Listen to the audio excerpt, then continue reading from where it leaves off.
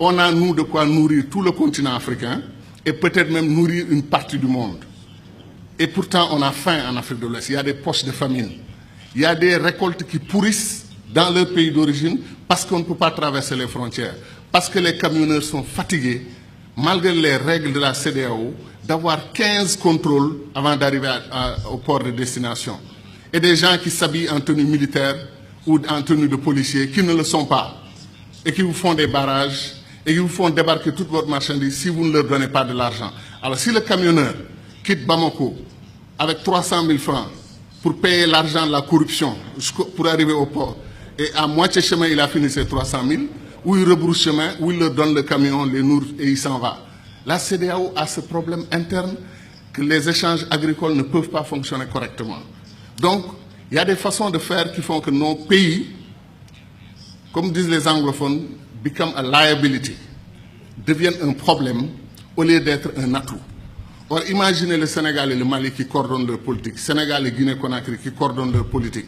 On fait des routes, au lieu que le Sénégal commence une nouvelle route nationale à Saint-Louis et aille dans un village tout à fait isolé du Sénégal, on va dire au Mali, si on arrive, quel est le meilleur point où on peut arriver pour que vous, votre route, vienne là-bas. Et le Sénégal, au lieu d'avoir fait 800 km de route, aura fait 2000 km de route parce qu'il y a 1200 km de prolongement au Mali. Mais ça, c'est des questions simples que nos dirigeants auraient pu régler pour qu'on n'a pas besoin de théorie, on n'a pas besoin de Nkrumah, on n'a pas besoin de Senghor pour comprendre que c'est des choses qu'on devait faire. Certains disent, vous voulez qu'on ait une fédération, nous, on est un État souverain. D'accord. Nous avons conquis notre indépendance. Certains disent par la lutte armée, d'autres disent par ceci ou cela.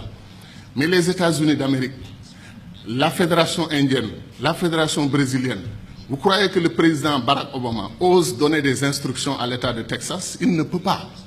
L'État de Texas est un État souverain à l'intérieur d'une fédération. Ils ont leur constitution. Ils ont accepté de mutualiser avec le reste de l'Amérique un certain nombre de domaines de compétences. Terminé. Obama n'ose pas toucher aux lois internes de l'État de Texas. Les Mormons dans l'Utah, ils ont leur système de gouvernance. New York est l'État libéral, Californie ultra-libéral. Des États conservateurs, des États qui n'ont rien à voir dans leur philosophie, vivent ensemble et gagnent ensemble au plan économique et constituent la Fédération des États-Unis d'Amérique. Donc quel est notre problème, nous, Africains? Le panafricanisme doit être clair sur une question. Le panafricanisme n'est pas une unité des États noirs. Un Cheikh Anta montrait que les Arabes, 3 Arabes sur 5 sont des Africains aujourd'hui. L'héritage du peuple arabe doit être réclamé par l'Afrique plus que tout autre continent. Donc de ce point de vue, l'unité arabo-africaine devrait être une réalité en Afrique. Les États-Unis d'Afrique devaient concerner tout le continent africain. Et nous ne voulons pas qu'une partie du continent africain se détache pour aller dans la Méditerranée, travailler avec les Européens. Vous avez vu l'UMP et tout ce qu'ils ont tenté ensemble, ça n'a rien donné. L'avenir des pays arabes, maghrébins, c'est l'Afrique. C'est leur profondeur africaine. Tant qu'ils voudront s'allier avec l'Europe ou chercher d'autres alternatives à l'Afrique, ils n'y arriveront pas. Parce qu'ils sont sur le sol qui leur appartient aujourd'hui et qui s'appelle l'Afrique.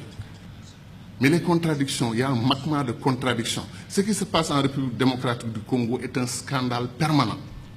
Des pays africains entrent en République démocratique du Congo, prennent les ressources dont ils ont besoin et repartent. Quand les Belges ou les Français ou les Américains ou les Chinois le font, nous crions.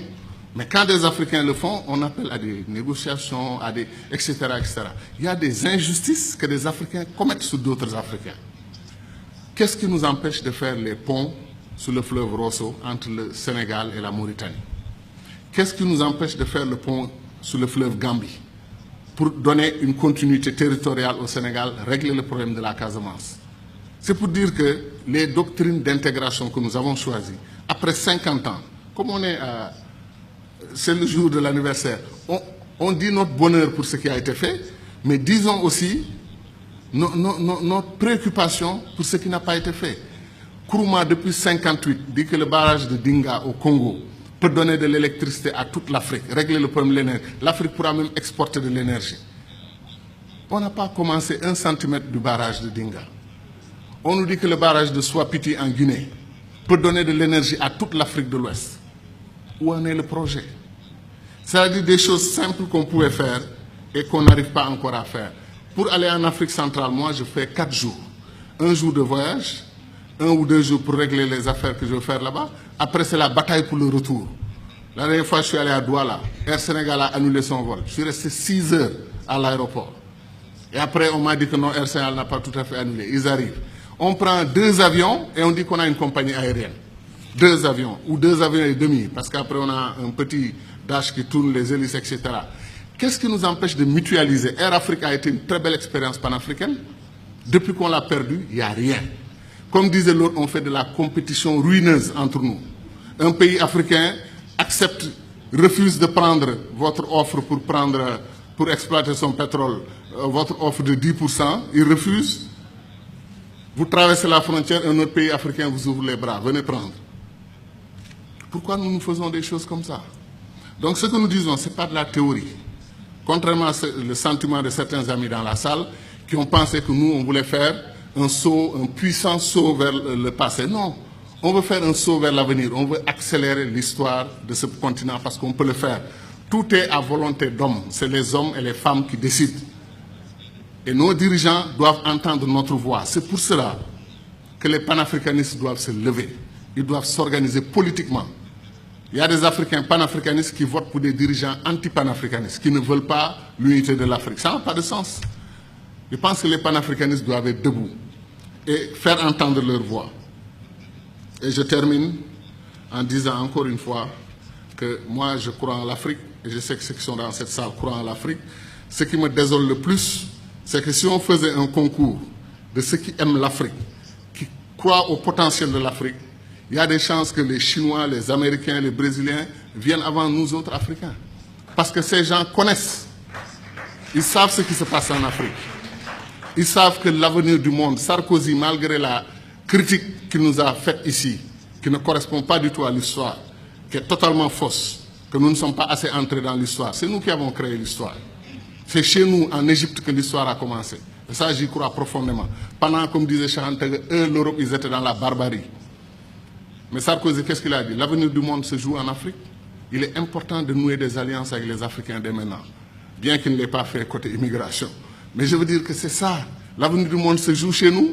On semble être les derniers à en être conscients. L'or, le diamant, le pétrole, chaque jour que Dieu fait, un pays africain se découvre pays pétrolier. Il y a des pays comme le Mozambique vers la Tanzanie, on découvre qu'ils ont des réserves d'or et des réserves de pétrole et de gaz supérieures aux réserves du Koweït. Vous vous rendez compte? L'Afrique est un don de Dieu. Est-ce que les Africains en sont conscients? C'est ça la question. Merci.